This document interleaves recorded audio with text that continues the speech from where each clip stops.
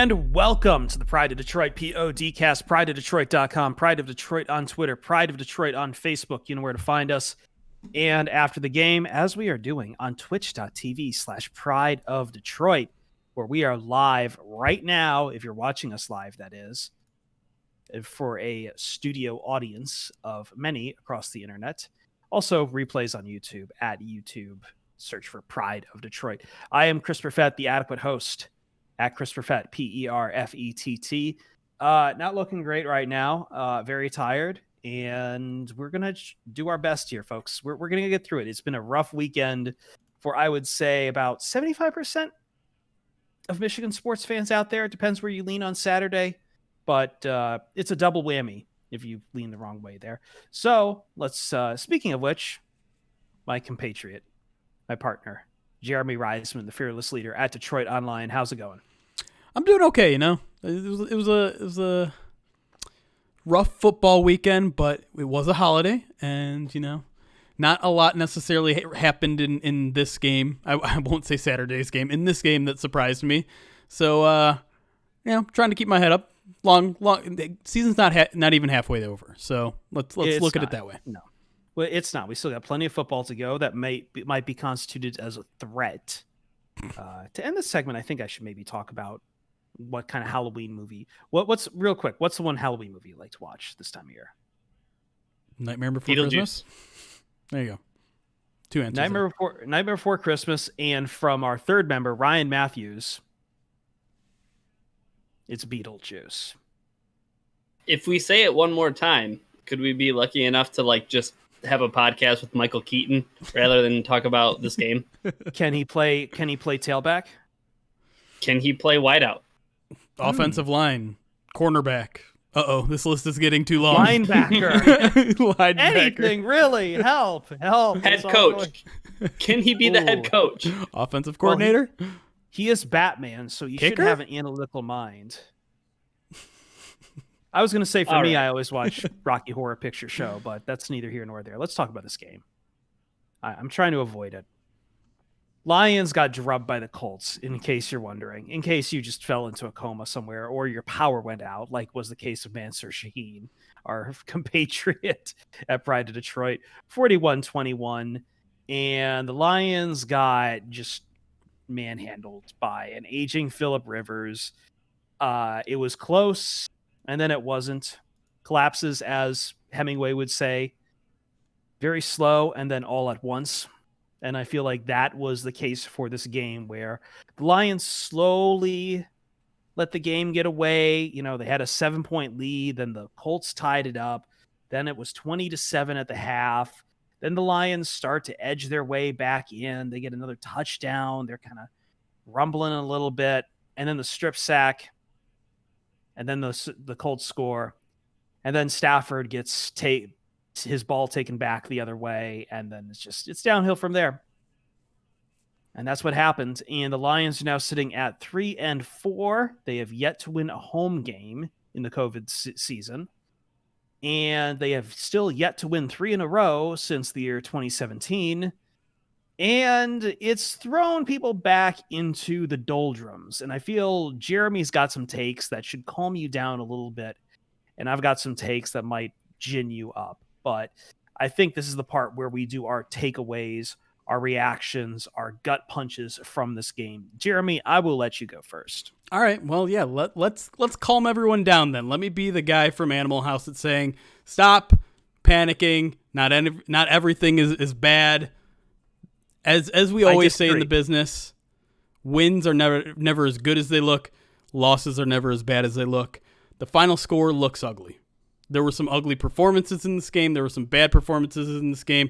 There were some things that could sink this team in the future. But let me just say this. This game was a lot closer than the final score suggested. Really, I feel like this game was lost in 2 quick parts. As you said, Chris, the game was lost slowly, then very swiftly. The Lions got out to that big 7-0 lead. Colts respond with a touchdown of their own. Lions get the unfortunate sack thing that turned into a personal foul on Danny Shelton, and then it quickly, very, very quickly spiraled right there. It was Colts touchdown quick thereafter. Lions go 3 and out, get a penalty on the punt. Colts score a touchdown almost right away. Lions miss a field goal, and that's the end of your half. Boom, Lions down 2 possessions. But then they settle things down. That third quarter was actually pretty good. The Lions come out right away, score a touchdown with no Kenny Galladay. I mean, that was the chance where things could just, like the Green Bay game. That game could have proceeded a lot like the Green Bay game, where it was like disaster right before the first half ended, disaster well into the second half. That's not what happened here. The Lions climb their way back into that game. They get a touchdown. They get a 3-and-out stop. They get the ball back with two times in that third quarter with the opportunity to take the lead. But then that's when the second snowballing happened. That's when the fumble happened with Matthew Stafford. And then there's a pass interference penalty that happens on the Lions. Colts quickly score after that. And then first or second play of the fourth quarter, we get the pick six, and then the game is over. But deep into that third quarter and the start of that fourth quarter, that was still a game very, very much within the Lions' grasp. And it was a matter of things spiraling out quickly, and that tends to make things look a little bit bad, a little bit worse than they were. There were good things that came out of this game. Unfortunately, they weren't consistent for the entire game. Unfortunately, Matthew Stafford made a whole bunch of mistakes, which we'll talk about plenty. But I didn't think this game wasn't the Lions got dominated by the Colts. That's not how this game went. It really wasn't. They just had 2 really bad collapses really quickly, and it's hard to really recover from something like that. Yeah, I don't know what else to say there. I'm just collapses. I don't know the way some of these came about. I could argue that it's going to depend on your definition of domination, I guess. I think a sequence of fumble, touchdown, interception, touchdown kind of puts a bow on it, but I mean, I think the Lions got dominated, at least on defense, is how I would put it. But it's nothing we haven't already seen before from, say, the Falcons game. We saw the same problems in the Falcons game with this defense, with guys getting open in the middle of zone coverage over the middle, or another aging quarterback who is past their prime suddenly looking like a spry young chicken, hitting guys and having plenty of time to rip off some completions. So I don't. Yeah, I said this in the pregame show. I don't think this game was all that different from the Falcons game. No, very similar, I find, except that I think Phillip Rivers had a better day than Matt Ryan. Maybe, but I just, you look, Matt Ryan was fine, completed pretty much at will. So did Phillip Rivers. So is every quarterback against this Lions defense, because the secondary is garbage right now. The Lions couldn't run the ball really in either game. The offense was stalling in both games. The only reason we think of it a comeback game for the Stafford really was because of that final drive in Atlanta. But really, the offense has struggled all season too. So I don't know. Like, this game didn't show me anything new about the Lions, except for maybe some offensive line issues, which again we'll get into in a little bit. But this is just kind of what this team has been the entire time. And if they get on the wrong side of some turnovers or some penalties, then it can spiral, because they're just an average team. And so when an average team gets on the wrong side of big plays, whether they're penalties, whether they're interceptions, fumbles, whatever, that's when the score looks a lot worse than it probably is. Ryan, what's your takeaway? I got a couple. One of them is real quick and sweet and right to the point, but please abolish the spot foul penalty. Goodness gracious. Yes. Thank you. I mean, that was a really tough call to put on Justin Coleman, I thought, in the first place.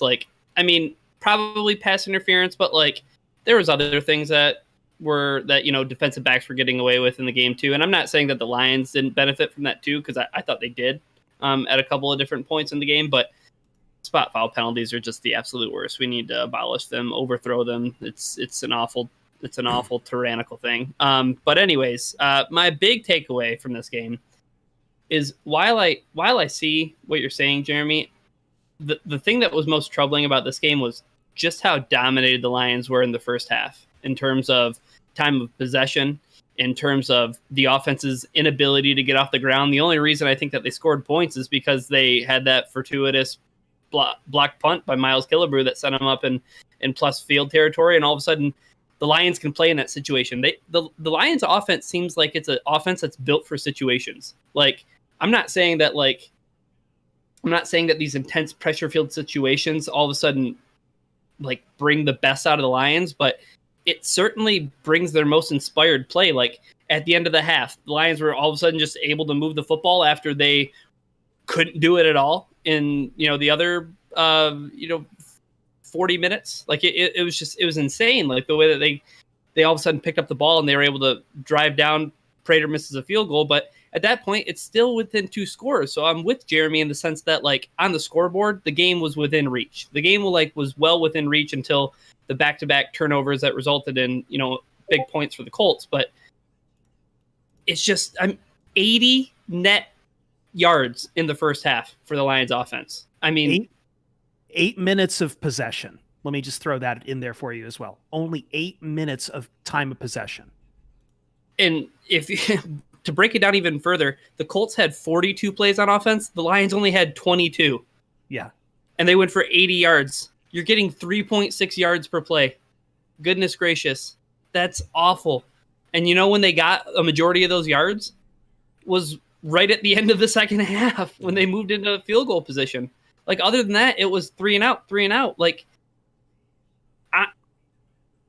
I've said it before, and we keep coming back to it, but the play calling is just uninspired, and it's lackluster, and it sets up this offense to be in 3rd and long way too often, and Matthew Stafford can only pull you out of those situations so often. That's my takeaway from today. Yeah. I wrote in my 3 takeaways from this game, too, about when it comes to it, it seems like the play calling, and I kind of came to this realization as I watched them still meander around in the first half. They apparently have a script, and they're going to stick to that script come hell or high water in that first half, because I think their idea is that they'll have the script and then they'll try to make some adjustments in the second half, but they don't realize sometimes the hole they're putting themselves into by that script. Like, there's no other explanation for why they keep running some of these plays, why they keep running like, two rushing plays for Adrian Peterson and then a screen pass on 3rd and long. 5 rushes in the first half. Yeah. 5 yards. Yeah. For me, my takeaway, and we've danced around, I think you were starting to hit on him in that in these kind of situations, you need Stafford to pull you out of the tailspin. That's not happening today. And honestly, we've talked about some of his struggles in past weeks. I think we were a little too eager to announce that he was right as rain after the Falcons game. He did have a great late game drive against the Falcons. Don't get me wrong. He saved the game with some late game heroics there. But what I saw out of Stafford in terms of quarterback play was incredibly worrying, because in 3 parts. First, chained, hobbled, and conservative to that offensive script in the first third of the game. In the second third of the game is when he started making all of his big mistakes. He started taking more sacks. He had the strip sack, and most egregiously, he had the pick 6, which is just a throw I'm still countenancing. And then, in the first half too, he's overthrowing his targets pretty hard. Like TJ Hawkinson had to go up like 3-4 times to pull the ball down. Jeremy, I think we were talking on the post-game show. There was some other receiver that was like really trying to lay out. Yeah, Marvin Hall, I think, had one. Marvin Hall, thrown over his head. And then most egregious then is that is the third part of this equation. Is that now you're down the hole. I get it. It's 3 scores. But Stafford starts, I don't want to say the word panicking, but he starts to rush himself, and he starts making some mistakes and some just form problems that I haven't seen out of him in a very long time. He had a man wide open in an end zone, 35 yards down, and he decides to sidearm it low with no one blocking him. It's not like one of the sidearms that I've in the past where he's had to sidearm around like a defensive line. He had him wide. He had kind of a clear lane to him. He still sidearms it, and because of the low trajectory, it just hits the ground like 7 yards short of the end zone. 7 yards short near the base of the end zone. It's just he's kind of rushing some of the routes and just in general, like I'm seeing Stafford making mistakes that are unbecoming of him and an unbecoming of a veteran quarterback of what he is right now. And as we've been saying here, all these other problems, it's going to, at the end of the day, the Lions offense is going to live and die on whether or not Stafford's on his game and going to pull you out of those errors. And if Stafford's making those errors, he got you into, he helped you get into some of this hole today. He helped the Lions dig their hole. Yeah. So I'm gonna contend real quick though that the Lions play calling put Stafford in a hole and put Stafford behind the 8 ball, and then Stafford tries to dig himself out of a already bigger hole. Like I agree with you in the idea, Chris, that Stafford didn't play his best game today and was making throws that were ill-advised and things that we don't normally see out of Matthew Stafford. But he was just so far behind the 8 ball already. He had to make magic happen, and this was. I'm going to say it, Jeremy. I think this is the best defense they've played against all year.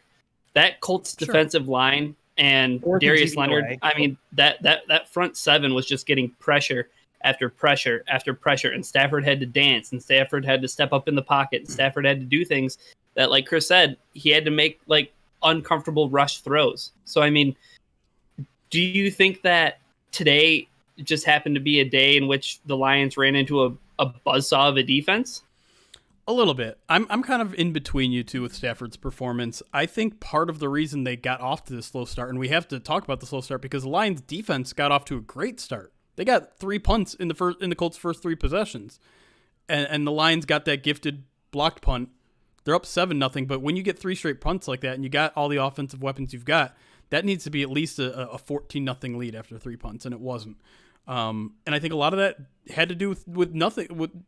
Not the Colts defense. I thought Stafford airmailed way too many balls early in this game. There's a couple third downs that should have been easy conversions that Stafford just straight up missed on.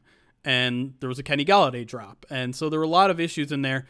But I'm also with you, Ryan. Like once we got to the third quarter, the fourth quarter, Stafford was forced to kind of push the balls, forced to make some throws that he probably shouldn't have made, and forced to make some decisions that probably wouldn't have liked to be made. And as the Colts gained confidence in their front seven and said, like, oh, we don't even need to try to stop this running game, they started pinning their ears back. And I thought Stafford did as good of a job as you could expect managing the pocket, but not throwing the football. And I thought throwing the football was he was just not very good in this game in general. And then you make the mistake of not even seeing the nickel corner and throwing the ball right to him. Game's over then. I mean, you still had a chance at that point. It's a 2-possession game with 13, 14 minutes left. Plenty of time for the Lions to come back in that game, and you make the biggest mistake of the game that essentially ends it. So, I mean, inaccuracies early in the game, 2 turnovers in the second half. Ultimately, that's not a very good performance from your elite quarterback. But at the same time, certainly wasn't helped by the game plan. Certainly wasn't helped by an offensive line that was poor, very, very poor in this game. But you're looking for he had to play a perfect game today. It's unfortunate we're back to that. We're back to the defense being as bad as it is, that he has to play a near perfect game. If the defense is giving up 35 points, and yeah, I say 35 because some of that I guess I would fault. I guess I would say he didn't even play an average game today though. Like he put up some decent stats, but I just, again, those big time mistakes just weigh very heavily on me. So I don't know. I'm not saying this is who he is. I'm not saying he's washed. I'm just saying this performance was bad. And it's kind of racking up with several other mediocre to semi-bad performances we've seen out of him right now. We need more of the Atlanta game out of him and a lot less of this game. That's fair. Yeah. All right, let's take a quick break. We're going to play some patty cake with the Twitch chat. I already see that Jeremy has entered in the ability to request a cameo with my cat Ruby. So I am going to go grab that fat ass to show him off. You can see all this live on twitch.tv/Pride of Detroit, where we have a lot of fun after the show. After the game, and kind of soothe our aches and wounds. But we'll be right back. Next up, we're going to play Penthouse, Doghouse, give you the winners and losers of this game. I also want to talk some injury news we've kind of had come out of this game that is going to weigh heavily on the Lions going into the game against Minnesota, which is going to be a divisional game and another chance for the Lions to get back to 500 and maybe try to once again take another shot at the Bears, who, if I'm not mistaken, lost today. Still not over yet. Still not over yet, but last I saw, I think Saints have a pretty good lead on. No, they don't actually. Wow. Okay. This is why we don't talk about live games. The most inadequate. Wow. Okay, great. Well, you know what? The nice thing is there's so little time left in that game. We'll have an update for you on the other side of this podcast, just in case you're coming out of a coma or something. So we'll stick around with us. We'll be right back. Penthouse Doghouse, injury news, all sorts of other stuff here on the Pride of Detroit POD cast. Yeah, I agree with Cordiera, and Bears are going to win now. Well, they literally just converted a 4th down and are right on the edge of field goal position. Yeah, they're trying to go for that field goal, yeah. Yeah, well, I need a field goal. But hey, goal Bears in a late-game field goal situation. Where have we seen, like, Matt Nagy feels like he's back in Vietnam again. Let me go over some chat stuff real quick. Yeah, I got to go request. Conrad66 did request a Ruby cameo, so I need to go grab him and entice him with some treats to get him over here. So okay. I knew the game was over after the Danny Shelton penalty. Well, here's the thing. It wasn't. Because the Lions got right back in that game in the second half. You can argue maybe it was over after the pass interference penalty, which... That was such a confusing sequence. Like, even, watching it from home, like, you see Danny Shelton's, like, on the opposite side of the field, like, celebrating his sack. And then the flag is thrown. And then the flag is thrown, and it's on him. And then, didn't they say that it was after the play? Yeah. Yeah. Unsportsmanlike conduct on 70. And I was like... Apparently... I was like, I definitely saw a Lions player shove somebody, but it was not Danny Shelton. Yeah, but according to the ref... Did you see the ref explanation?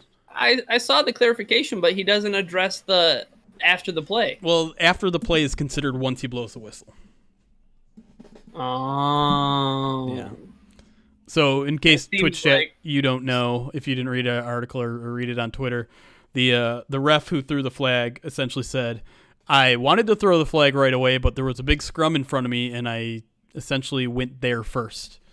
And then once the scrum was under control, then I threw my flag, which, I don't know. Watching it, that does not seem like the sequence of events that happened. It seemed like there was plenty of time for him to potentially throw a flag, but whatever. I mean, I think you can easily make the case that the call was right. I mean, he did kind of toss him down with a little help of Deshaun Hand well after the whistle was blown. I tend to let those sort of things slide as long as it's not like a very aggressive play because, I don't know. When you're in the middle of all that, and even though it's certainly loud enough for you to hear the whistle, sometimes I think you're too focused on the play that you don't hear the whistle. And it wasn't a violent throw to the ground. Here it comes. Wasn't any of that. I don't like the penalty, but I get it. Look at the camera, buddy. There's Ruby. Did he catch that? He did catch that. So this is going to be a what? About a 50-yarder for the Bears? We'll sit here and watch this live. Yeah. Trying to feed him so he doesn't go nuts. Okay. Here, let's do circle of life. Saints have a timeout here. I wonder if they're going to ice him. He's pushing off against my desk.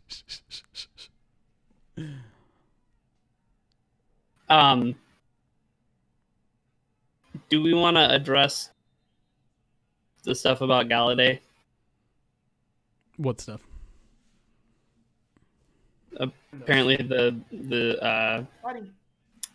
guy from CBS, Jason LaCanfora? Yeah. What do you say? He's usually not very trustworthy, but... Yeah, I know. Apparently he said that Galladay wasn't at the team facility on Saturday and that the Lions had to track him down.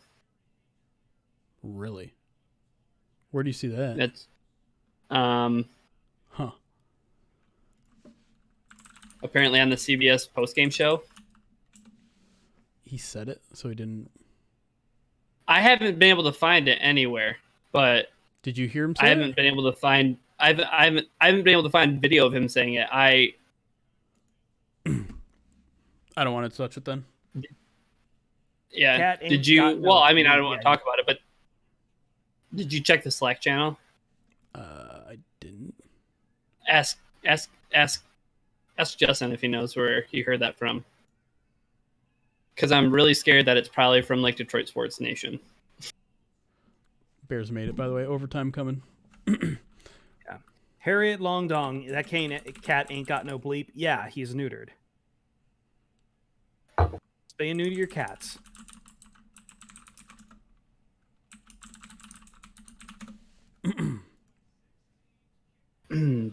So I was just watching on stream, so the Bears already made it? They just made it, yeah. Oh, jeez. Well, to edit that. What else? A lot of you guys talking about Stafford, talking about the offensive line. Don't worry, we're going to get to that. Adam Gase. All right, guys.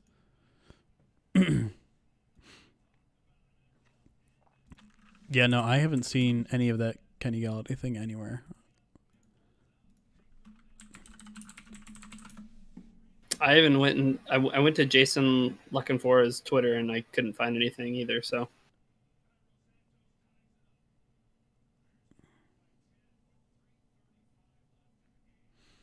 I don't see anyone on Twitter talking about it either. So let's just, you know what? Let's not talk about it. Pretend like it's not true. We ready? Second segment? Yeah. All right. Before you start, over under 1.2 wins for the Jets. 1.5. Now people are asking about cat fouls. Guys, male cats. It's like under. You think they're going to win a game? I think they'll win one. They'll win one. By the way, Death Strike forever. Thank you for the 2 month subs. I missed that. My bad. Appreciate it. He got close against the Bills. And he got 9 points against the Chiefs. I could honestly, you know what I could do? I could see them beating the Patriots. What sweet, sweet vengeance that would be. Finally getting a win over the Patriots to go to bad. Yeah, they're bad, but the Jets are really bad. No, I know they're really bad, but really bad can beat bad in the NFL on the right week. I don't have much time to explain, but coffee plus mayo is god tier and slept on. Mayo curdles in the coffee and forms delicious chunks. 11 out of 10. Full future. Okay, you're just trolling. Gross. No. He knows I've been making my own coffee lately. That's Qwerty says, am I misremembering the Caldwell era, or have the lines not changed at all in terms of beating bad teams and never beating good teams? Someone found a link of a Galladay story. I would say the Lions have been better against good teams under Patricia. They beat the Cardinals. They beat the Cardinals. They beat the Patriots. They beat the Packers. I mean, I think that's just how the NFL works. You lose against the better teams more often. Right? Like, I don't know. I was reading all the post-game quotes of this game, and it seems like there was either one reporter or several reporters asking the same question to everyone, which is like, how do you explain losing to all these good teams? I'm like, they beat the Cardinals like a couple weeks ago. What are you talking about? Like, I know they just beat up on a couple bad teams, but like, what a weird question. I don't get it. I wouldn't even call the Colts a good team. I bet that team finishes close to 500. Yeah. Yeah, I bet they finish close to 500 as well. I don't think the Colts are that good. I don't think the Cardinals are really that good either. It's just I think honestly, I think this game's a little bit different if Darius Leonard doesn't play. And maybe the Colts were missing him before the bye, and then they get their entire team coming off a bye and Darius Leonard back. I mean, he was really good today. Yeah, he's a good player. Really good player. All right. Should we get back into it? Yep. Let's do it.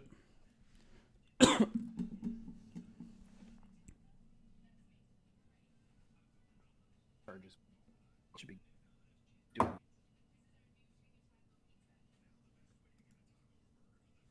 right.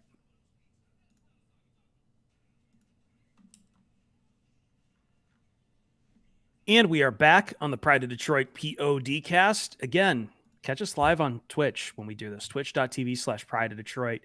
Even still, with everything going on, having great. Just everyone loves hanging out and doing this thing live. do it live.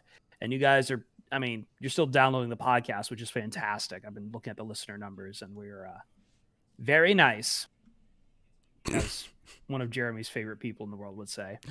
That may have been the worst Borat impression I've ever heard, but I wasn't really trying. I wasn't really trying. I'm on 2 hours of sleep over 48 hours. Let me try this again.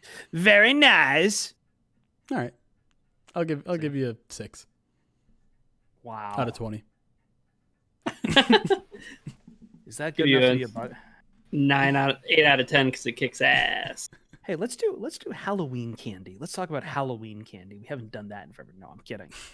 That's stereotypical. We've done list casts and that stuff before. Let's do Penthouse Doghouse instead. And this is the part where we look at everyone on the Lions roster. We pick one guy in any capacity to go into the penthouse and live the sweet life of whatever the kid was on Disney. Cody Sweet Life or something of Cody. I don't know. Yeah, you, I don't know. You youngins probably know. The Sweet Life of Ryan. Sean Cody. There you go. Is that what it was? Sean Cody was a former defensive tackle for the Detroit Lions from USC. Wow. Sweet Life of Zach and Cody. Zach and Cody. We're right here on the podcast. Yep. Talking about and Disney. Whoever else, you're going into the doghouse. You're going into the place where we love Zazu and Goose and Goose too much. We're not putting them in this doghouse. We will put you in that doghouse though. So beware. All right, let's start. Ryan, you want to start? Sure. Yeah, absolutely. I'm going to go ahead and talk about somebody who belongs in the penthouse because let's keep things a little positive, shall we? John Pennicini, welcome to the penthouse, brother.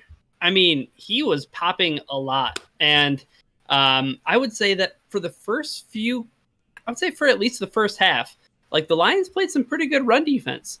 In the first quarter, I thought one of the most startling statistics, and just from watching the Lions play, a lot of plays got stopped up near the line of scrimmage. And I think in the first quarter, the Colts had 5 net negative plays, which, I mean, it looked like the defensive line was ready to go from the jump. Deshaun Hand had a big play. Danny Shelton made plays. He also made some boneheaded ones too. But John Pennicini was in the middle of all of it, and he was really controlling that middle of the line up front. So I think that John Pennicini, you 6th-round rookie, welcome to the penthouse, buddy. Yeah, I mean, that was actually going to be mine because there was that one, and let's put it in context too. He was going against Ryan Kelly, an All-Pro center. Quentin Nelson, those kind of guys. Yeah, and first half, 18 rushes for 50 yards. Less than 3 yards a carry for the Colts. And it didn't really get better until really that last couple drives of the game when, they'd been out on the field for 40 minutes because the offense wasn't giving them any breaks. So I thought the defensive line in general, you can extend that to Danny Shelton as well. And the penalty happened, whatever. Deshaun Hand, even Nick Williams, I think they were all holding their own against a really, really good Colts offensive line. So Put them all in the penthouse. Put everyone on the defensive interior in the penthouse because the run defense looks like it's real. This was their first really, really big test to see out of that bye if they were for real, and I think they lived up to it. I'm holding my head as I'm trying to think here because I remember talking last week. I didn't think that the Chargers' run offense was really that good, but I mean, to that point, they held back Jonathan Taylor, and that was the guy I didn't really think too much of. But then Wilkins kind of had 89 yards. Still, you limited the damage, so I'll give you that. I might as well do my penthouse doghouse then. Sure. Actually, wait, Ryan, we need to get your doghouse too. Oh, you need both from me right now? Okay. Yeah, well, we'll do twofer. Sure, absolutely. I am going to say this in the most kindest terms. Why is Jelani Tavai still playing football for the Detroit Lions? It's a good question. Yeah. I mean, it's just an honest question when the guy can't even do the things that he needs to be able to do to stay on the field. As a run defender with his run fits and making tackles, filling holes. Tackling, man. Tackling. I mean, it's not only even the missed tackles, it's the inability to to have like oily hips and to be able to like move with, opposing skill players. Like he just doesn't have it like at all whatsoever. It's bad. Like it's harder to watch Jelani Tavai play football than it is to watch Jared Davis play football, because at least Jared Davis like can do something exciting because he'll just like athletic his way into something cool. But like Jelani Tavai unathletics himself out of every play. He's terrible. It's really, really bad. It's really, really bad. Jared Davis is the guy holding a Roman candle. It can go in any sort of direction. It might be crazy. Jelani Tavai is snakes. You light it, it goes. Husker do's, Husker don'ts. I don't know what that means. Joe Dirt. Oh, great geez. movie. I'm sure it holds up really well in 2020. But yeah, I mean, I'm not trying to like be too hard on the guy. Am I like? Are we being too hard on Jelani Tavai? The guy was a 2nd round draft pick, and it looks like he's unplayable. I mean, it speaks to Bob Quinn and his ability to draft a linebacker that fits in the system. Not even just fits in the system. Like, these are guys that they were sure was going to fit in the system, and doesn't look like they would fit in any system right now. All right. For my penthouse doghouse, I almost want to split both up because I don't think any one player remaining on the board here had a good enough game. If I was going to have to pick anyone, can I put Romeo Okwara back up there? Sure. I mean, that's the thing, is like I'd have to go back and look the snaps again because he had a pretty solid start to this game. He had the sack, he had the quarterback hit, he had a tackle for loss. He continues to look a solid cornerstone on the pass rush, which, depending on what happens with Trey Flowers, you might need more out of that eventually. The only thing I wish I could say is maybe he could have been doing a lot more, but we have to grade on the curve here in Detroit. The other person I was going to maybe put up there, I'm sorry, I'm probably taking a bunch from, you know what? I'll go with Okwara for mine because I don't want to take up anything Jeremy might do. Doghouse. Where do I go with this one? How you doing, Tracy Walker? Not a good day for you. Really not a good day for you. You let up both touchdowns to Nyheim Hines, allowing him to backflip not once, but twice in the end zone. You look kind of, with everyone else, you looked a little lost out there during zone coverage. Not a fan. We need you to really, this is a precautionary lesson. Let's just say that. It was a disaster of a day from the secondary, and I think Tracy Walker's bad plays were definitely highlighted by the fact that the guy literally flipped on him afterwards. One of those plays, they just sent him in motion, and Tracy just wasn't looking there. He was running with him this way, and then he turned around before the ball was snapped and started running the other way. Tracy didn't see him. He wasn't looking there, and then by the time he saw him, he was 15 yards ahead of him, and it was just over. Yeah, both times just Hines had at least 3-4 steps on him. It was kind of a little brutal. I'm also going to give an honorary doghouse a little bit too, and I hate to do this, and I'm going to break my heart a little bit. But hey, let's talk about Don Muhlbach for a second. Here's the thing. I don't know what happened on the Prater field goal. I have to go back and watch it, but I don't know if there was a snap issue there. I know Prater's has his own struggles this year so far, especially on the kick, but I do know Jack Fox had to handle 2 very low snaps. So not ideal for Don Muhlbach. I'm sorry, I have to take 2 in the doghouse here, but I don't think anyone else is going to come for Donnie.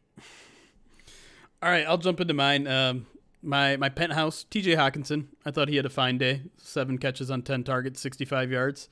Went out for a few of those from Stafford, too, that I didn't think he was going to be able to haul down. Props to him. I think he may have had 1 catchable ball that he didn't catch, but overall, I thought he had a solid day. He was really the moving force. When the Lions' offense was working, seemed like he was their guy, especially on third downs. I think he had a couple of third and medium, third and long conversions in this game. You know, it wasn't a fantastic game by him by any measure. Unfortunately, he had his touchdown streak ended in this game. I think he was 3 straight games with a touchdown. But overall, I thought he was a steady force in an otherwise unsteady game from just about everyone else. The other guy, if we can throw another positive performance in there, Marvin Jones, Mr. Rhodes, if you will, 2 touchdowns in this game. Nice to see him contributing again. Now he's maybe in a little bit of a groove. I know he only had 3 catches overall, but getting in the end zone is something the Lions had struggled with in the past. Without Galladay out there, it was nice to see Marvin Jones be a nice red zone threat. Touchdown, Detroit Lions! How about Right? Yeah, no, I think both those guys did pretty well. So, and depending what happens with Kenny Galladay here for various reasons, the Lions could definitely use more of that for sure. Sure. Yeah, and then in chats they're saying Marvin Hall played well too. Yeah, for kind of a hauling in that hell of a throw, like the one 73 super good yarder. throw Stafford had. Yeah.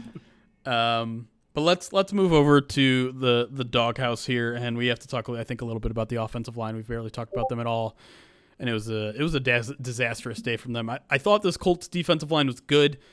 I thought the Lions made them look a lot better than they actually are. Halapuli Vati playing right tackle most of this game. Rough good. looking game from him. Not great, Bob. Even a guy like Jonah Jackson, the Lions threw that screenplay early to carry on Johnson. He makes a one-handed grab. Sure, he slips on the play, but Jonah Jackson completely whiffs on it. That play could have gone for 30. It went for 6. And it was the end of a drive, too. Yeah, it was a drive killer. It was a 3rd and 10. Yep. Drive killer. I thought the offensive line was just bad. I don't even think Taylor Decker's going to come out looking good on this one, to be completely honest. I think the Lions were just thoroughly beaten. And it brings up a larger question, because this was yet another shuffling of the offensive line for unclear reasons. Taylor Decker Stop that. came into this game with a shoulder injury, right? Ends up playing. Okay. So what do? They put Halapuli Vaitai at right tackle. They put Joe Dahl in the starting lineup again at right guard. Keep Jonah Jackson on the left side there. Didn't look great. And I get maybe some of the thinking behind it. Maybe if you have Tyrell Crosby and something happens with Decker, he re-aggravates that shoulder. Maybe you want him there just in case.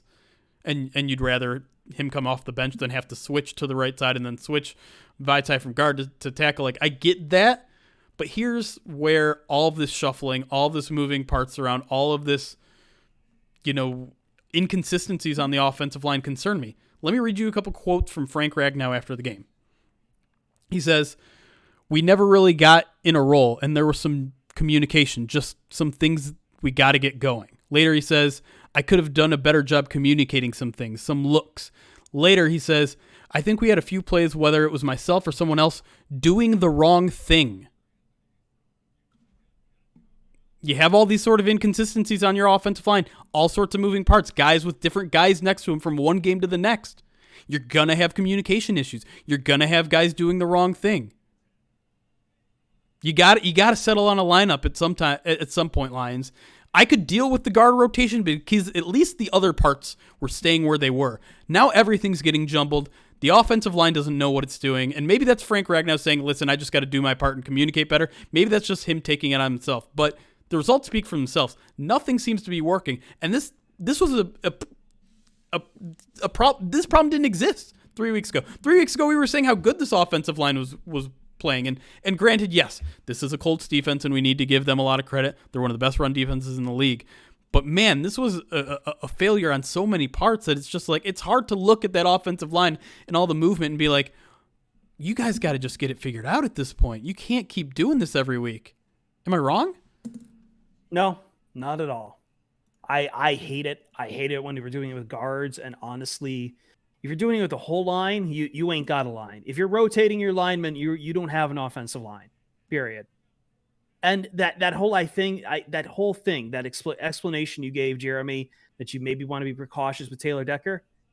Guess what? Burn that bridge when you come to it. Don't be clever by half on this. Like, put the best line out there, because this team is predicated on its line, both the run game and for giving Stafford the time for these routes. If you don't have that set up, nothing's rolling. No, not good. Not good. Especially Not great, for a team Bob. that looked like they could move the ball on the ground. And then they were just absolutely dominated. Like, I think I think it may have been Adrian Peterson's first run or maybe his second run, but he had that nice chunk play where he got like 7 or 8 yards. Yeah. And he like just snuck through the hole, and that was it. Then that was it. Like there just weren't holes anymore after that. It was just like Adrian Peterson was like Indiana Jones through the last one. Yeah. It was that play and the end around to Agnew. Up. And like Agnew, it might have been negative yards after like everything after that. You take away those two plays. Per the box score, Agnew is your rushing leader on the day with 11 yards. Adrian Peterson, 5 carries, 7 yards, long of 7. DeAndre Swift, even worse, somehow had a long of 5, but only 1 net yard on 6 carries. I need to ask one random question. Jamal Agnew. Yeah. What kind of happened to him in this game? Because there was at one point, it was early in the game, Danny Amendola was back to return a punt.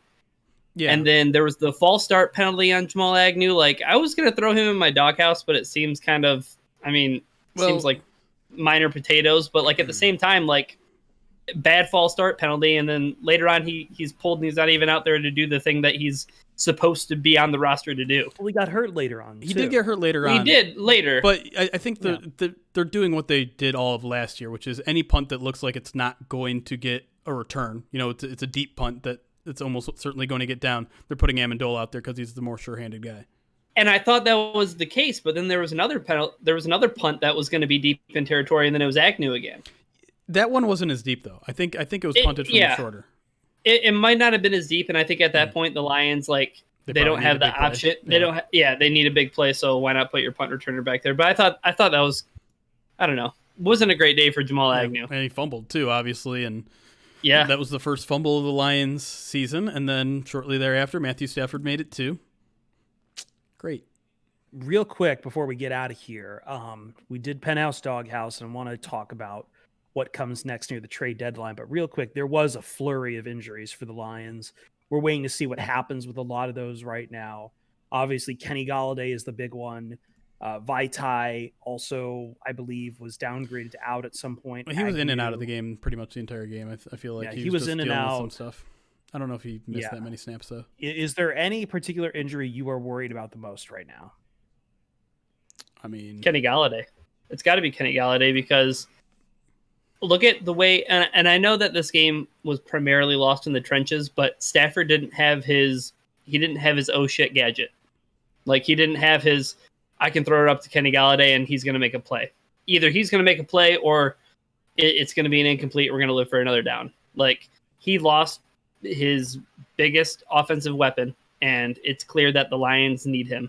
And it was clear from earlier in the season when he had hamstring problems and the Lions didn't have him. Their offense wasn't what it could have been. It showed its potential over the past couple of weeks, and then today, look what reared its ugly head. But we got to talk about Trey Flowers though too. Like he's that was not good either. He's been playing phenomenally, and kind of in the Trey Flowers way where it's not showing up necessarily on the stat sheet, but he's literally doing everything. He's dropping into coverage. He's doing good run defense. He's providing pressures here and there. I know the Lions got Everson Griffin waiting in the wings next week, but I don't think the plan was to make him the starter for Trey Flowers. Unfortunately, we might be heading in that direction. Again, we don't know anything about the severity of any of these injuries, but anytime you're headed into the tunnel in the fourth quarter of a game that you're losing is not good. Yeah, that not a good thing. And that was actually that was a comment that they made during the broadcast, Jeremy, is as Flowers is walking into the tunnel, they're like, well, they did get Everson Griffin. And I was like, not to do his job. Yeah. Like, that's not what Everson Griffin's going to be here to do.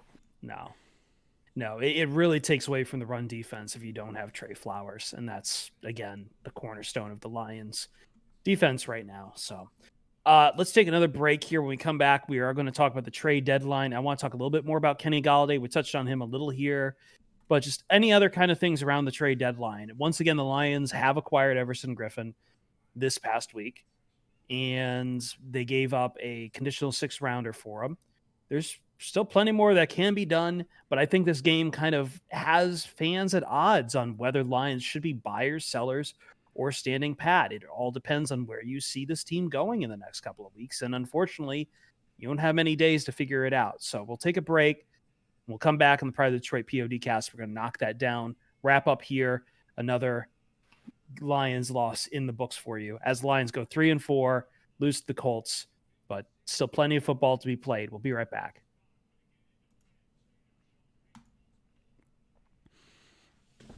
All right, Brennan says. Think, go ahead. No, I was going to say, I think the Saints are within field goal range. I'm next, watching right now. Next score wins. Yeah, 2-minute warning. Essentially, they're at the 40-yard line. They showed that Wims sucker punch on Fox just now. Yeah. That was the weirdest thing I've seen all day. Weird. I think I made this point on Twitter. Like every few years, we just have one of these, like, you're like a second-year corner or wide receiver, and your brain, for whatever reason, just snaps, and you just go and like spear a guy or try to sucker punch him, or do any of the things that why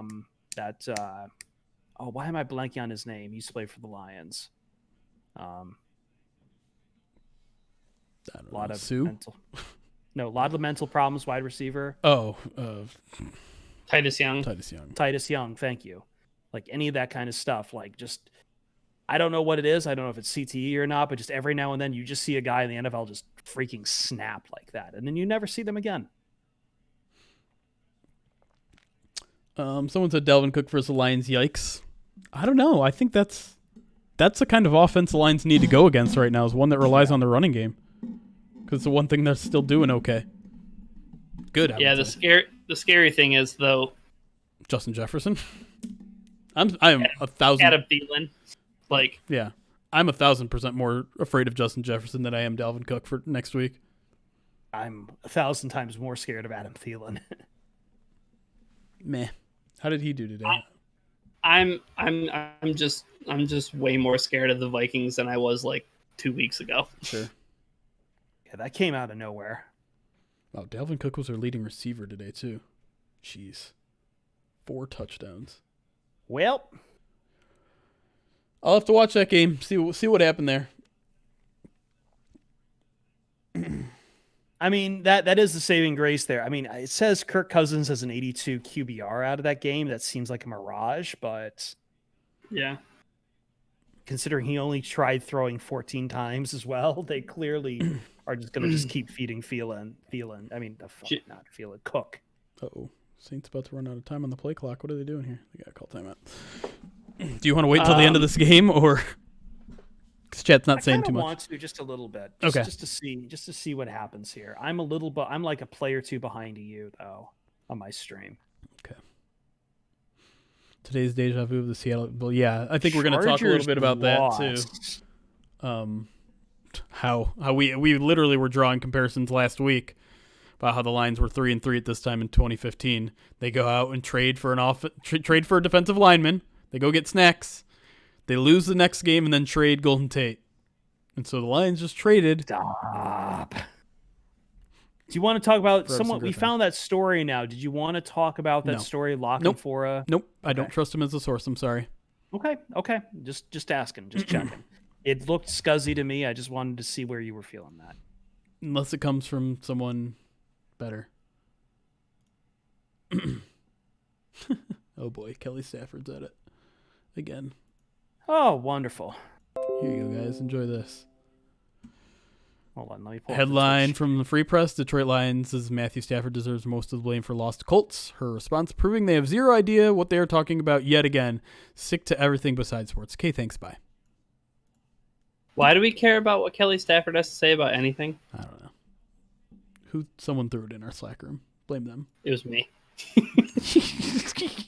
Don't get mad at, like, I hate this new generation of people just mad at sports writers for having opinions. Like, if you have a problem, go talk to them, man. Like, half these guys are more than willing to. Oh. Uh-oh. What happened? Our recording bot decided to leave. Yeah, bot stuff. Failed to join. If I persist, I have unexpectedly stop recording. Give me 1 second. I might have to restart him. The Colts really just take a delay a game penalty on the game-winning field goal? I wish the Colts did, but dang it! Shut up. Saints, whatever. All right, give me a second. I'm gonna have to download these files just to make sure they're secure. Okay, I'll sit here and watch Will Lutz win the game for the Saints real quick. Sorry, guys. Meanwhile, chat, if you got any more questions, let me know. Also, if you don't subscribe to the channel or follow the channel, make sure you hit that follow button. Pew! And if you download the Twitch app on your phone and you follow the channel, you'll get notifications every time we go live. That way you don't miss a certain any session, whether it's our post-game show, whether it's our pre-game show with an opponent guest, our Saturday Madden Sims. We do a whole bunch of stuff here on our Twitch page. And if you want to support us, you can subscribe to us. One way you can subscribe that doesn't cost you a thing but financially supports us. If you have Amazon Prime, link it to your Twitch account, and then Twitch will allow you to subscribe to one channel a month for free. So you'll hit that subscribe button. It'll say Twitch subscribe with Twitch Gaming, I think it's called now. And you can do that for free. And something, why are you making faces? Me? No. I'm holding my butts on this Let's Kick. Are you ahead of me now? So we missed it? No, they took another timeout now. So why are you making faces? Because I saw a tweet that made me imply that they had already tried to kick it. Oh, you scared me. Bad job by me. All right, this is it from the right hash. 35-yard attempt. It's up. And the Bears are frauds. And the Bears are frauds.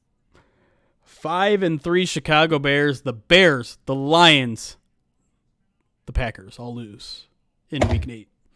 I lose too. Didn't they cover? I thought that's what you were looking for. No, it was 5.5. I wanted them to score a touchdown. Oh. Uncle Indigo with 100 bits says Bears are frauds. Sorry, I don't think I have text to speech on. We all know who we can blame for that. Not going to name any names though. You know who you are. Me. Not you. Not me either. Not any of you. Hey, I'm not naming names, Uncle. Not naming names. Who's the biggest name player you'd be okay with the Lions moving at the deadline? We're going to get to all that trade deadline talk after the break. Let's do it. Let's give the people what they want. Well, we don't have a recorder right now. I'm trying to get Craig going. I don't think he's working right now. He get busted. So let me pull up Audacity and Audition. Okay. I can record both ends on my computer then. Wow, it's already 8:00. Yikes. I gotta eat my puppy. I don't know if we're gonna have a lot of time after the podcast today, Chad. I think we're gonna bounce pretty quick after that because I gotta go pick up my doggy. Tired. I don't know if you guys noticed, but there's been no Zazu this podcast because he's currently on a play date with my cousin. Heck yeah. Yeah, but it says failed to join again, so I'm going to pull up Audition. And How we feeling about the Justin Coleman rust?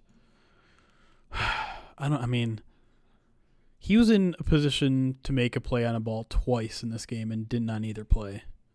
Nevin Lawson syndrome. He had a little bit of Nevin Lawson syndrome in this game. Otherwise, I don't think he was bad. I don't think he was caught behind 3 steps like we saw Okuda and Tracy Walker. Or Desmond Trufant earlier in the season. True. Ryan already covered it, but if you saw my post game show, you know my thoughts on pass interference, and that specific pass interference call I think was, kind of like Ryan implied, it was by the books, probably pass interference. But tell me that play live deserved bang, a 41-yard penalty. Tell me that punishment matched the crime. That's why I'm thinking eventually they need to go to some sort of system. Wow, my mic is not outputting a lot. I can see why people were complaining earlier. Why? If they want to do something like that, why don't they do half the distance to the goal or something? I don't know. Spot fouls are stupid. Hello? Anything inside. There we go. Much better. Anything inside the 10 and 15 should be half the distance at best. I still think 15 yards is the best situation. You're not going to get improved calling on pass interference. It's just too hard to call live. So everyone always kind of counters that with, well, what about if they start to intentionally, offensive pass interference? No, I don't think it doesn't. But I would say if it's going to become this thing that you're scared of, I call for the idea of having a flagrant pass interference. And the idea being that if you're PI on someone really hard, then you can like do a spot foul or something, you know? Yeah. Like, Maybe. or if it's clear you're trying to do it on purpose or whatever. Like, We but- talked a little bit about on stream. The Hail Mary is an interesting challenge to the 15-yard penalty. I think. but that's why I say you do Maybe you do do a a flagrant. flagrant. That's what I mean. You have a second tier of flagrant offensive pass interference, and if it's determined there, you go and review it, and then if it checks out, you give them the spot foul. But yeah, my buddy Marvin brings more up reviews.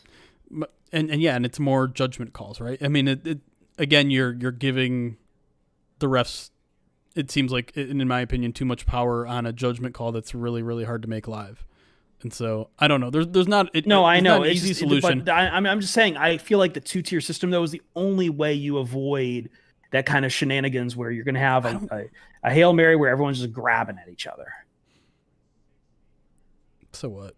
The offense has too many advantages. Yeah. Let them mess with each other a little bit. Okay. Well, we're recording, so I've got the backup recorders rolling. Okay. I'm going to try Craig one more time before we just roll with that. Okay. Nope, nothing out of Craig. All right. I downloaded our previous audio. Let me take a listen super quick just to see where that ends. There needs to be more loss of down penalties. That's my hill to die on. It'd be a nice way to even things up. Like it makes sense, right? If you're going to give automatic first downs, why not loss of downs on a, I don't know, you probably don't want it on a holding call, but that's a problem. Is just there's not enough penalties on the offense ever. What else is going to be a loss of down? All right, you guys ready to go? Let's get this last Offensive pass segment done. interference. Offensive pass interference would be good. Yeah. Okay. Yeah. Ready? I'm down with just getting rid of auto first downs, but yeah, I'm ready. Okay. Wrapping up here on the Pride of Detroit POD cast, and we got the trade deadline coming up here, guys. This is kind of the epilogue to a loss to the Colts for the Detroit Lions. You know, last week they went out, they got Everson Griffin for a conditional 6th-round pick, didn't spend a lot of draft capital on him, got him in there. Will make a good, the hope is that he makes a good passing downs edge rusher to help out the defense, excuse me. But he wasn't going to be your main plan to be a starter, although honestly with Trey Flowers, if Trey Flowers' injury pans out, might have to step up to that role. We'll see. But I guess the problem is that at 3-4, and we did make sure to confirm now, the Bears did lose here on Sunday evening, which means the Lions kind of keep pace to try to catch up with them.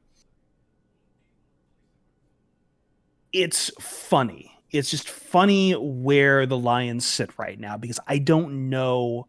They're not, in my mind, a clear-cut buyer or seller. You can make the case for either one right now. I think, however, if I put myself in Patricia and Quinn's shoes, they're probably more inclined to be buyers at the deadline, if only because of pressure to perform well this season. Yeah. Now, I'm not saying they're going to give away the farm or anything stupid like that, but I just think they have the capacity to make another move. However, as Jeremy pointed out, he likes the histrionics here where the Lions went out and got Snacks Harrison in 2018, lost a game, and then traded away a Golden Tate. I mean, the comparisons are kind of remarkable, Eerie. really. Yeah. Because we even talked about how, one of those wins that the Lions rattled off in that 2-game win streak resembled that Miami win that they got to move to 3-3 in that 2018 season. So then we all get excited because they go out, get Snacks. We all got excited. They got Everson Griffin, a big defensive piece.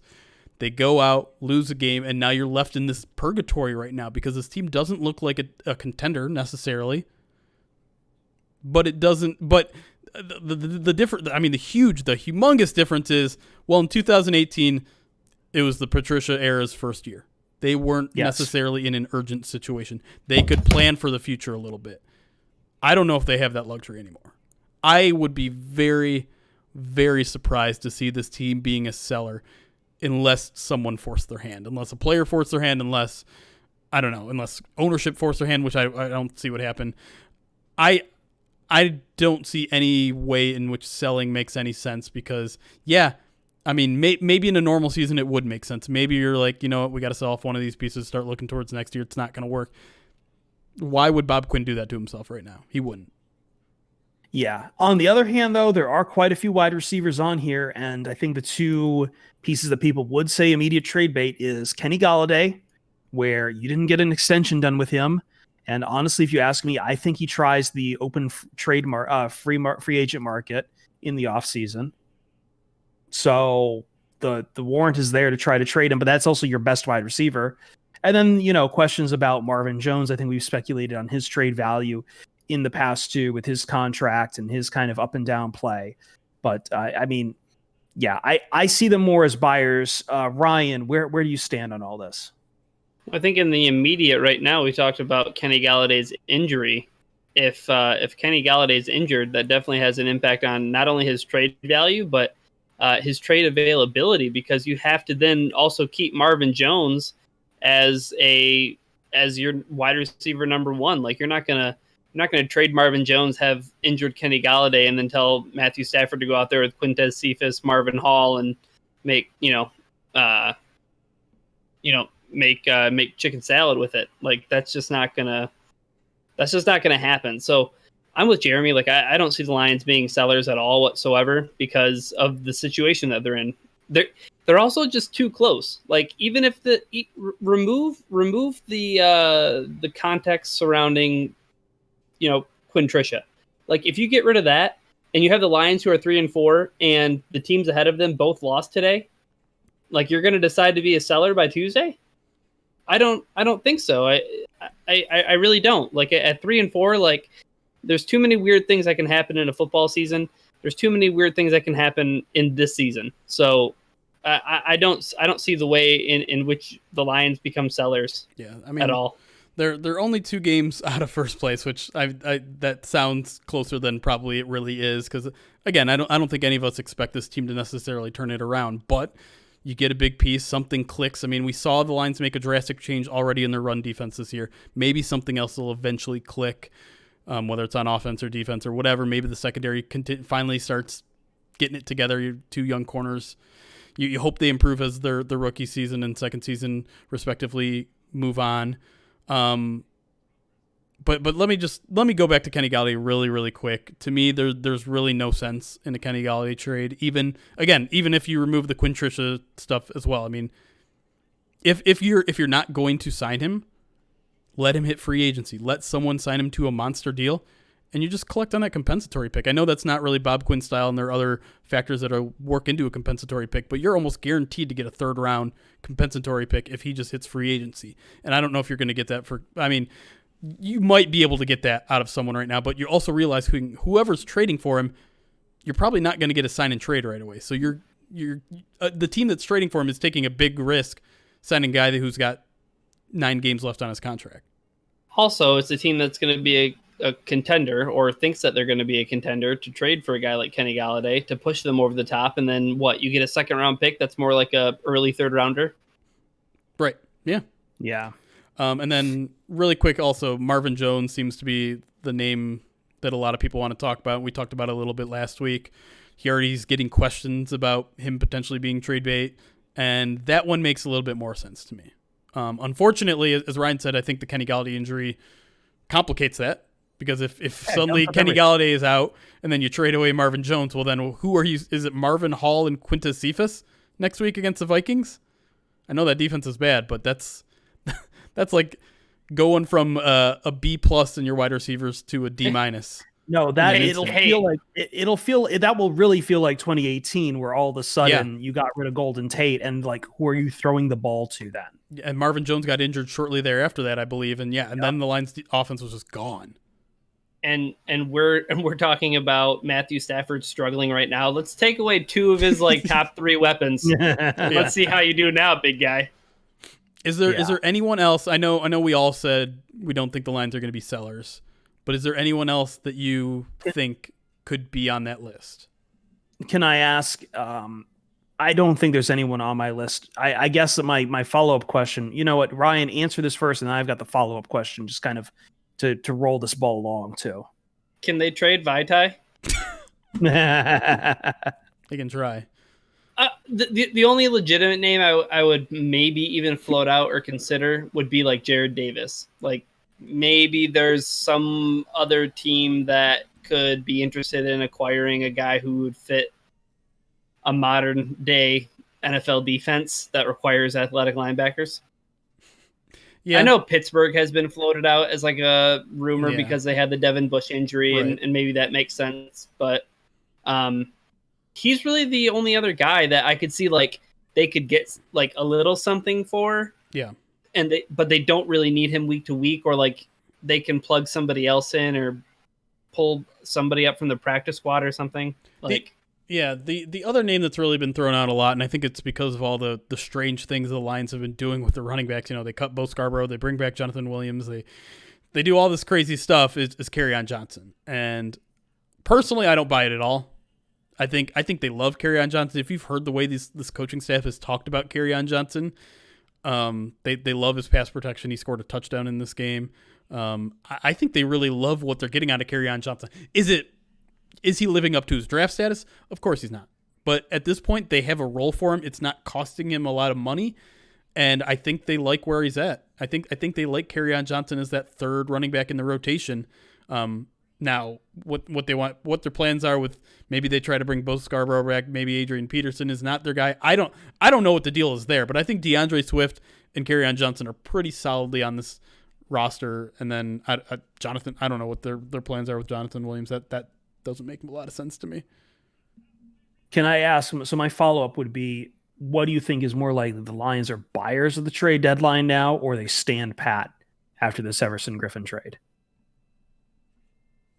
I hope they're buyers.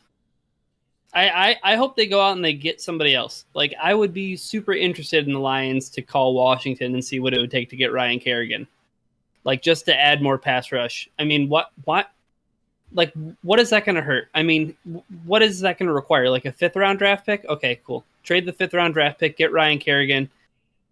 I just want to see the Lions win. Like, it gets so hard watching these games against middling teams like the Indianapolis Colts, and to see the Lions just like lose in like pretty convincing fashion. Like, I'm with Jeremy. Like, I don't think they got dominated, but like there was at no point in this game where I was like, the Lions got this. Like, because even right after the Lions first score, Indy goes down and scores, and then I'm like, okay, it's like a new ball game. And then all of a sudden, it was just not a ball game at all.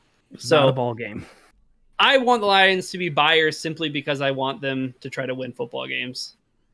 I don't want them to. I mean, Jeremy, do you want them to go out and like say there's some hypothetical Quinnen Williams deal on the table that's like a 2nd-round draft pick? Like, are you that much of a buyer? I'm about to spit a bit of a hot take right now. I wouldn't mind going for Gilmore.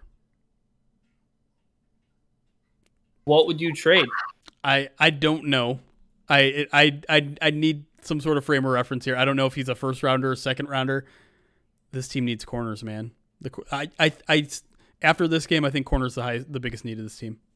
And I know, I love it.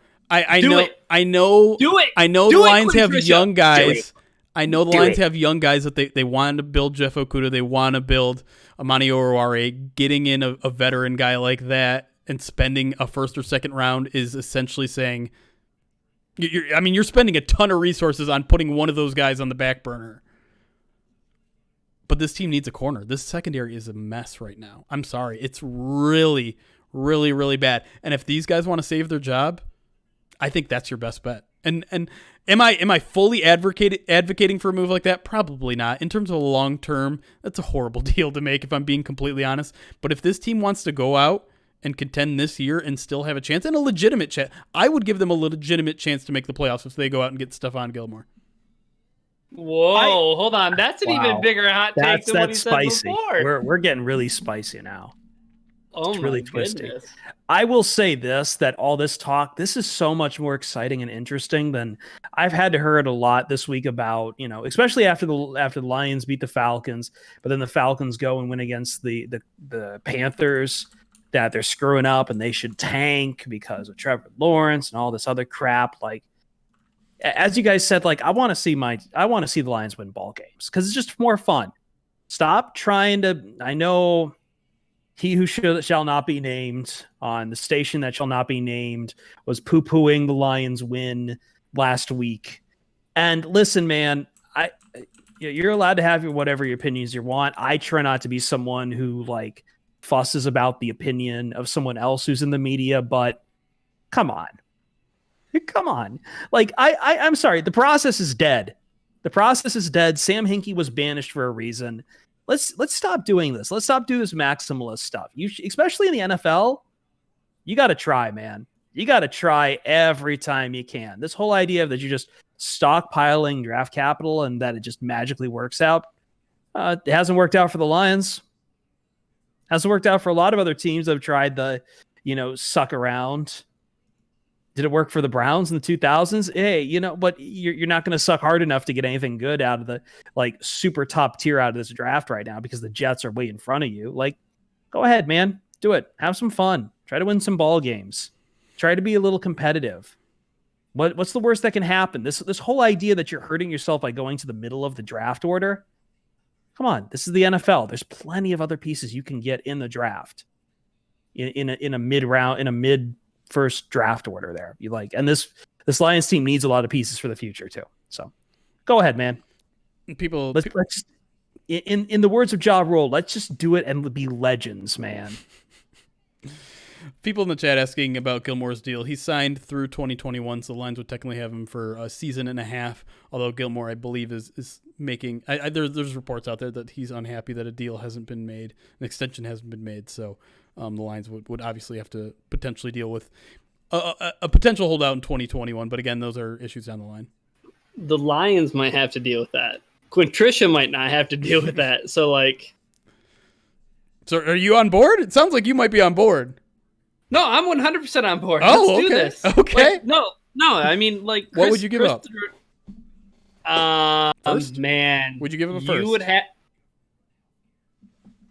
I would have to get draft capital in return. Like, even if it's like a 5th round pick or something like that, like I need like Stephon Gilmore in a 5th for a first. Yeah. But like Chris said last week, and then I saw him tweet it finally with a GIF. But like, let's just get nuts. You want to get nuts? Like, want to get nuts? Let's get nuts. Would you give up a first? Me? Either of you guys? No, I would not. Come on, let's be legends. You just gave us a whole speech about being legends, and you're not going to trade away a first for Stephon Gilmore? And then he shies away from it. I'll be legends, but not stupid legends. Like those are the best kind of legends. There's sometimes. A line between Ja Rule saying, let's just do it and be legends, and cheese sandwich on a deserted island. Yeah, he was a stupid legend. You just quoted him like he was your prophet.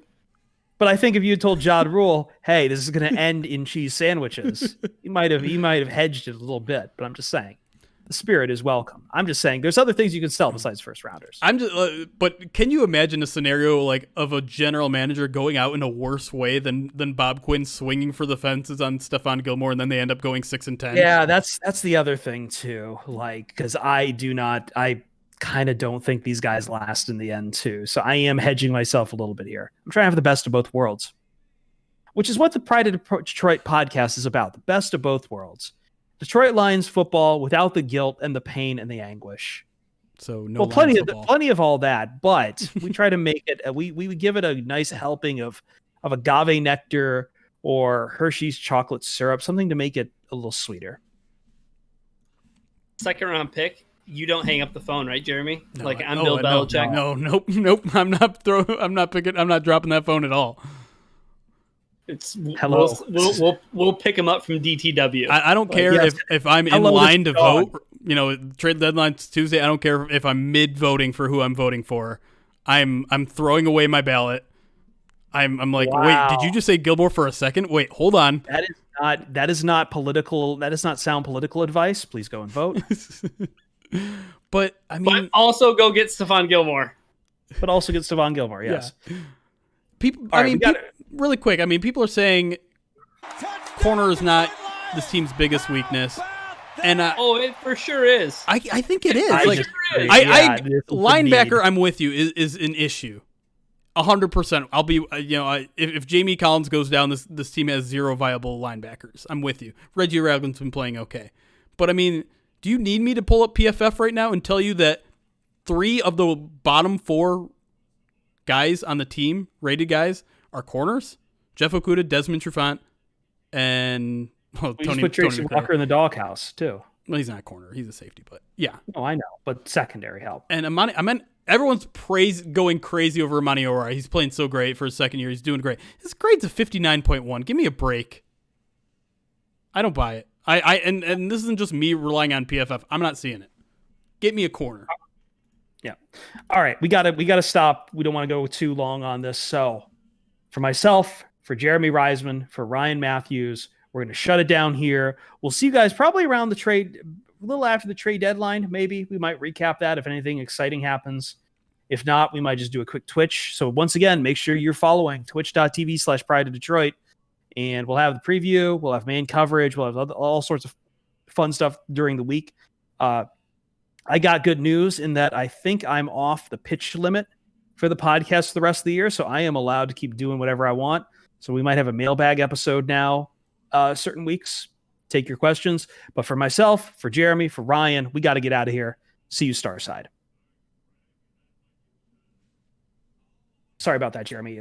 We were starting to run like really late there, okay. So I just wanted to really, yeah. Well, I just want Stephon Gilmore. And that's all I want to say. Like, go get it done. Like, you know what? Let's just get irrational because who knows if this world is even going to be around for like another couple of years? Like, just trade draft picks. Whatever. Or even after election day.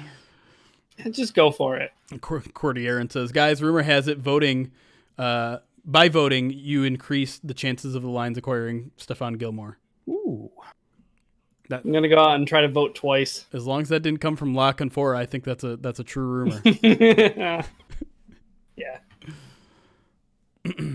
How much is poor scheme fit versus bad player? I don't know, man. I mean, a lot of this is just man-to-man coverage. It's not nothing to do with scheme. If we're talking about cornerback play, just guys getting beat. Just guys not being dudes. Just how much more comfortable would you feel? Lions get Stephon Gilmore, then all of a sudden it's like Jeff Okudah's our third guy. Yeah. Like, I love that. That's awesome, right? Like maybe he's even your fourth guy because you got Justin Coleman. Yeah, I mean, I'm okay with that. Like, listen, Jeff Okudah, we can say, let's sit you on the bench for the rest of the season. No, it's not a lack of faith. It's not like we're calling you a bust. It's just we're giving you the rookie corner treatment, which is we don't necessarily need you out there stinking things up because you're a rookie corner, and that's usually what happens. I don't know. What about Trufant when he's healthy?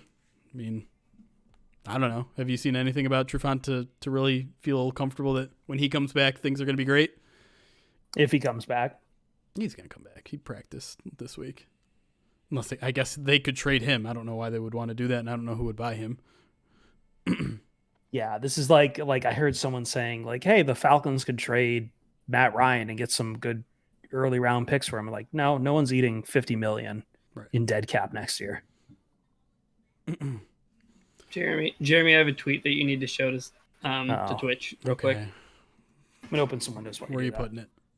In the off-topic Slack. A little hot in here. There you go. You like that, chat? Let me zoom it in case I'm not going to read it for you. You're just gonna have to read it yourself, chat. No, when Chris gets back, he should read it because he's the resident Italian. I want to read it. I don't know what it is. I want to read it. Where is it at? Pull up the Twitch stream. It's on your screen. I agree with her. I did it all for Danucci. No, I'm doing the wrong voice. I did it all for Danucci.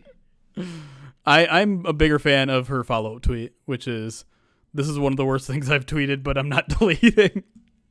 I respect Bill Barnwell tweeted at her, and he's like, if I tweeted this, I would get -7 likes. Yikes. Oh, where is it? I need to retweet it. There we go. Okay, cool. Done. I was telling someone the other day, I think I've shared this before, and I know it's a crap song and nobody likes the song, but Fergie London Bridge. Jesus Christ. I don't know where this conversation is going. No. But every time I've heard it now, I imagine that chorus, it sounds like she's trying to do a Fred Durst impression. Now I'm envisioning Fred Durst going, "How come every time you come around my London Bridge gotta go down like, go fuck yourself." All right, chat. Like I said, I don't think we're hanging around long here. This is ridiculous. I gotta go. Trade for Stephon Gilmore. I'll write an article about it. I won't, but someone should. Go read about it. Trade for Stephon Gilmore. Mom says we have Stephon Gilmore at home. Stephon Gilmore at home is just Desmond Trufant. All right, I'm gonna send you guys the super squares. They're having hey, real quick, Jeremy. I noticed where's because I see Ruby cameo, but I've lost the Zazu and Goose cameos. I told you, my dog's not here. Ryan's dog is. Oh, not so you just available. removed them? Okay, Yeah, they'll come back. Don't everyone. Okay, chill. I didn't. I thought I didn't realize that's what it is. Relax. They have not passed. No, I'm literally about to pick up my dog, right meow, because I'm certainly as hell not going to watch the Sunday Night Football game. Yeah, it's trash. But if you want to watch the Sunday Night Football game and potentially win some money, this is your last chance to enter. Tomorrow is the biggest Super Squares game of all time. We're going to pick 25 names to compete for a $20,000 prize over at Super Squares. So this is your last chance to qualify for that. So go over to Super Squares. If you get a perfect square tonight, I think you're entered into the drawing of being one of those 25 people. So go over there, play. If you don't know how to play, ask John. He'll answer all your questions. Otherwise, we'll see you guys, like Chris said, probably on Tuesday evening, maybe. There's a lot of election stuff out. If the country's still here. If the country's still here. If the Lions make any sort of move. If not, we'll see you Wednesday night for our Vikings preview, probably with a reef. We'll see. I haven't booked that yet, so I might just be talking out of my ass. But anyways, I gotta go see my dog. I gotta go write a bunch of things about this shitty game. Thanks for joining us, everybody. We'll see you soon. And I always forget that I can't say my outro before because now I have to wait 10 seconds for the raid to happen. Stick around. Go to the raid. Blah, blah, blah, blah. Continue to give thumbs up. Be chaos. It's kind. You know. All right. Bye, everybody. Blah. I'm really fucking tired. Oh, God. Adios, guys. See you, everybody. See you, Ryan.